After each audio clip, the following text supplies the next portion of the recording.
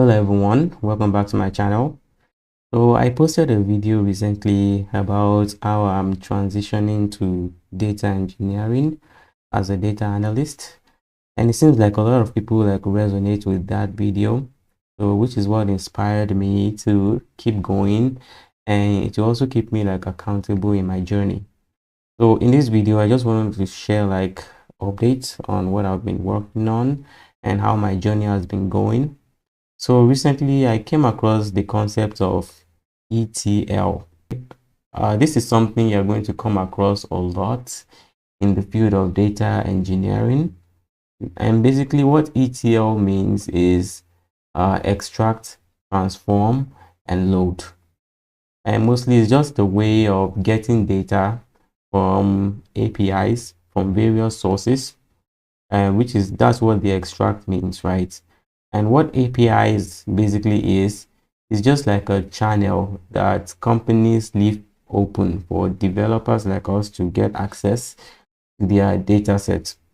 You might come across APIs. It's also useful in if you come from a software engineering background, you might find that APIs just enable you to add various interesting features to your application.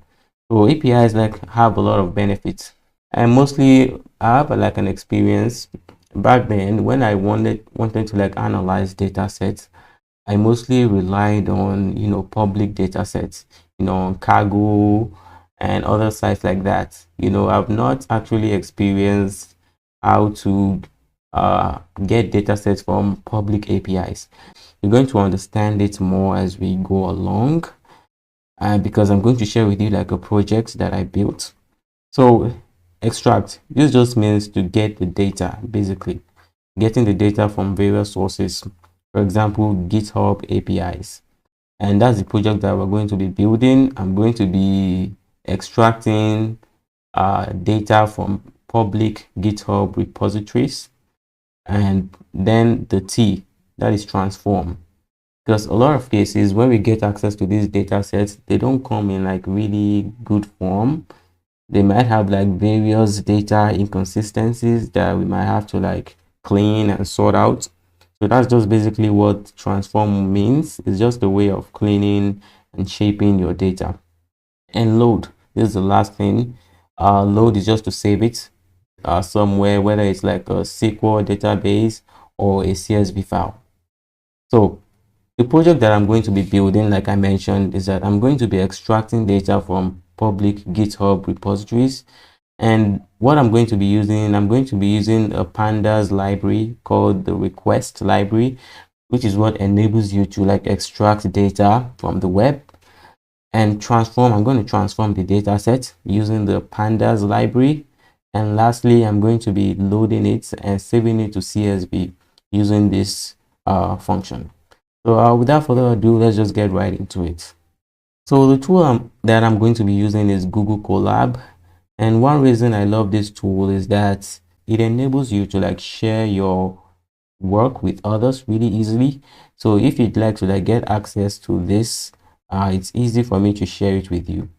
And also it's just easy. You don't have to install any application. It has most of the libraries on it already that you can just import. And if perhaps you don't seem to have a particular library, all you have to do is just use the pip function to install the library you want to install. So yeah, let me just walk you through the project that I'm going to be doing. What it does is that it extracts the most stored Python repositories created in the last 30 days, from the GitHub APIs. Then after extracting that, we're going to clean it. Then after cleaning, we're going to save it, like I mentioned. And these are all the tools that I'm going to be using. So here are some of the steps just to break things down more. So the extract is that it's just going to pull 30 repos. And the reason why I'm adding 30 is that we don't want to overwhelm this project. If I choose to import all the repos, it's just going to be impossible to sort through.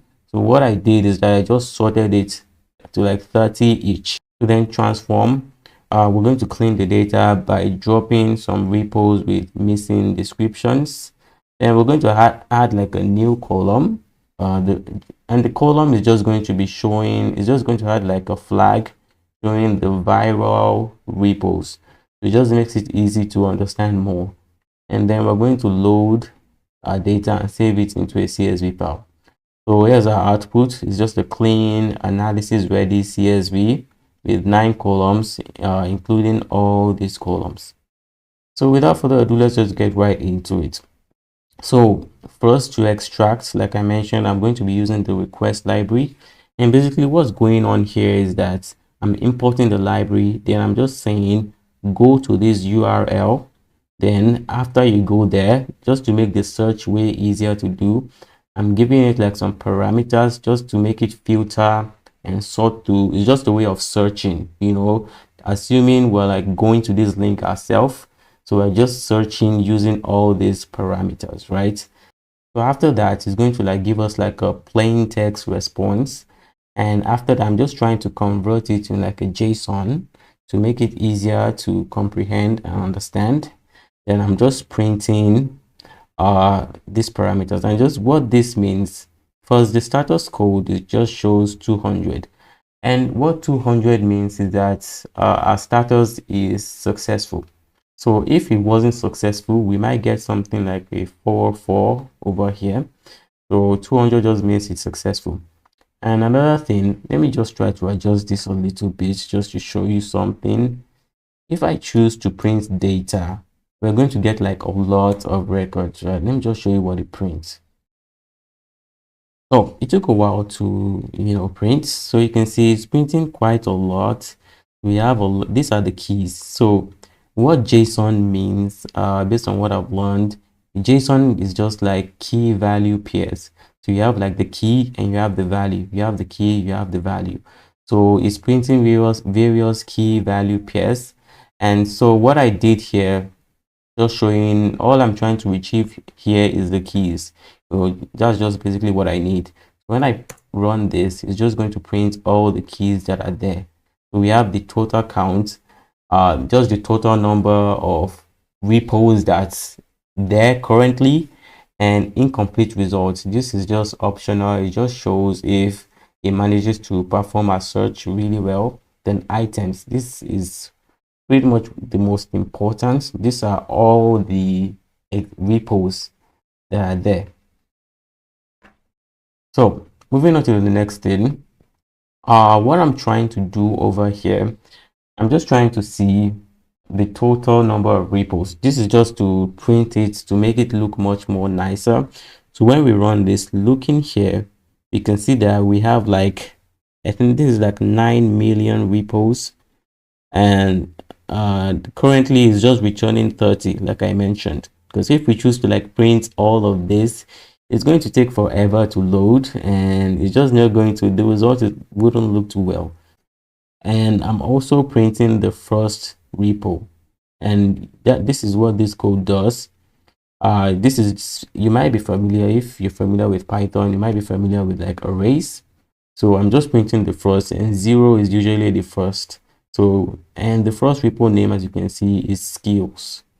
So that's the repo that I assume is trending currently, the skills repo.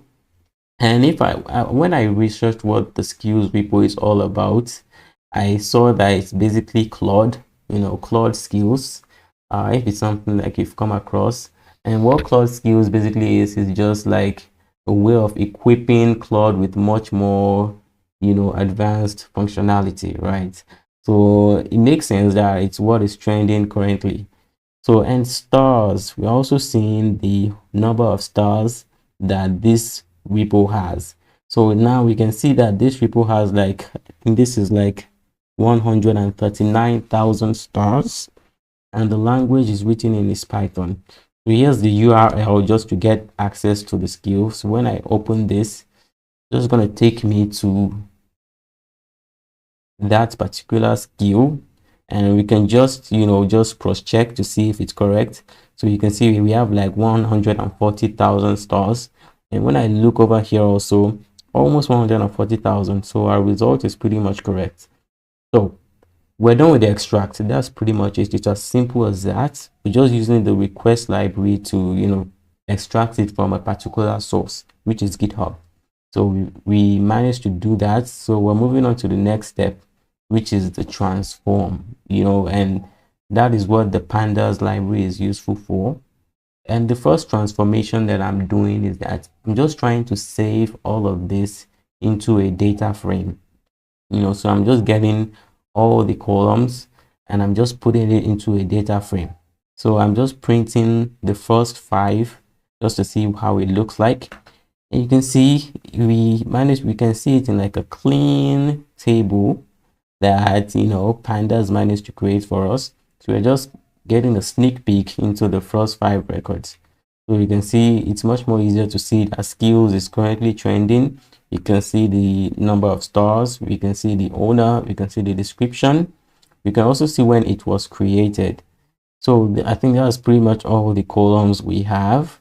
That's like a a total of 8 columns, I think.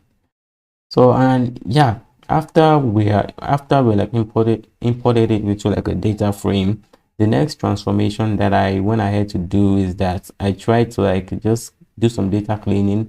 The first thing I did is that I dropped all the rows where the description is missing using the drop NA function. And then, like I mentioned, I also created like a viral flag just to show the records that are currently viral. I added like a function that shows that if it's greater than 50,000, then it's viral. So it's just a flag that I'm adding. Then I'm also sorting by stars. So that will make us see, I'm sorting it by descending to ascending, starting from the highest to the lowest.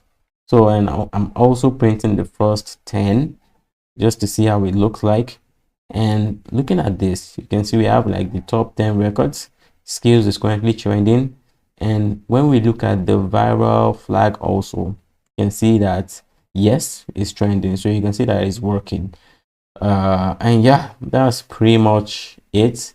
And just to cross check to make sure that our data cleaning is done, to see how many, we also decided, if you remember, we dropped all the rows where description is missing. So the next thing I wanted to do is that to just check how many rows was there initially and how many rows is there currently after this has been dropped. So when I look through it, you can see I just printed before cleaning and after cleaning. So you can see that before we have like a total of 30 and now it's 29. So I'll assume that we only have like 1 row where description is missing. Well, and yeah, that's pretty much the data cleaning. That's the transform part is all done. And then the last thing is to just load. And by load, I just wanted to like save it to like a CSV file. So, and with this function, using like the to CSV function, and I'm also naming it this, and I'm choosing to remove the index. So that's pretty much it. I loaded it into a CSV file. And if you want to like access it in Google Colab, you can check it out over here. And yeah, we can see it over here. You can just download it over here if you want to. All right, so you can see our clean CSV file over here. You can see all the total number of columns, and you can see all the 29, I think, rows. So yeah, that's pretty much what ETL is all about. This is just like a simple beginner version, and I guess it can get way more complex than this. Because mostly data engineering, based on what I've researched, is just like mostly ETL, and most tools that are released like Airflow, is just like it serves as a function for any one of these 3 criteria, which is extract, transform, and load. So that's just basically what I've learned so far. I hope this video was helpful to you guys. And if it was, just let me know, and let me know what else you want to see or what you want to be expecting from me going forward. And yeah, thanks for watching, and I'll see you in the next video. Cheers.